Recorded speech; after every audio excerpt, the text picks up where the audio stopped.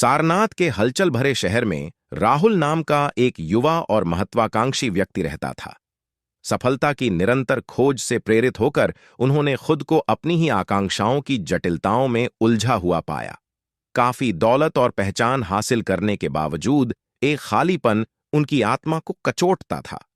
जगमगाती शहर की रोशनियों से घिरा राहुल का चेहरा एक अलग ही कहानी बयां कर रहा था, हताशा और असंतोष की।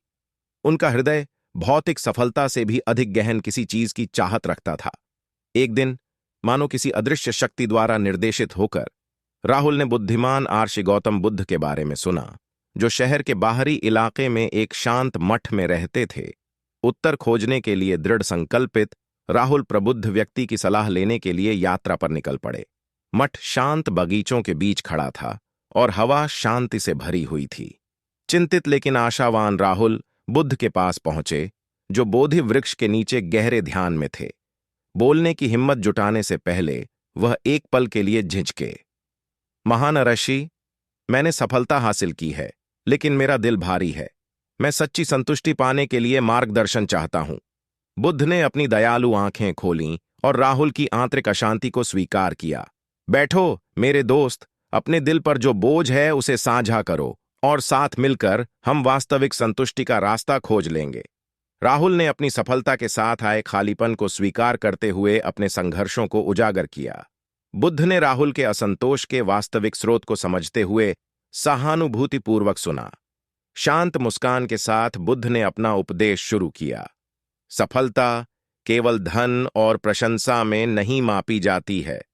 सच्ची सफलता दिल और दिमाग के संतुलन में निहित है। उन लगावों को छोड़ दें जो आपको बांधते हैं, और आप एक पूर्ण जीवन का सार पाएंगे। बुद्ध ने आकाश में स्वतंत्र रूप से उड़ते हुए पक्षी के रूपक का उपयोग करके वैराग्य की अवधारणा को चित्रित किया। अपने लक्ष्यों को पकड़ें, लेकिन उन्हें अपने ऊपर हावी न होने दें। प्रत्येक क्षण को कृतज्ञता के साथ स्वीकार करें और सफलता आपकी यात्रा का एक सामंजस्यपूर्ण हिस्सा बन जाएगी। जैसे जैसे बुद्ध की शिक्षाएं गहराई में गईं, राहुल को एक एहसास हुआ। सफलता की चाह ने यात्रा के आनंद को ही फीका कर दिया था। उन्हें स्पष्टता और उद्देश्य की एक नई अनुभूति महसूस हुई। कभी अपनी महत्वाकांक्षाओं के बोझ से दबे राहुल को अब गहन आंतरिक शांति का एहसास हो रहा था। बुद्ध की शिक्षाओं ने उनकी आत्मा के भीतर की गांठें खोल दी थीं। अपने दिल में कृतज्ञता के साथ राहुल ने वास्तविक सफलता की दिशा में मार्गदर्शन करने के लिए बुद्ध को धन्यवाद दिया। जैसे ही वह मठ से बाहर निकला, शहर की रोशनी कुछ अधिक चमकने लगी, जो उसके भीतर की नई चमक को प्रतिबिंबित कर रही थी।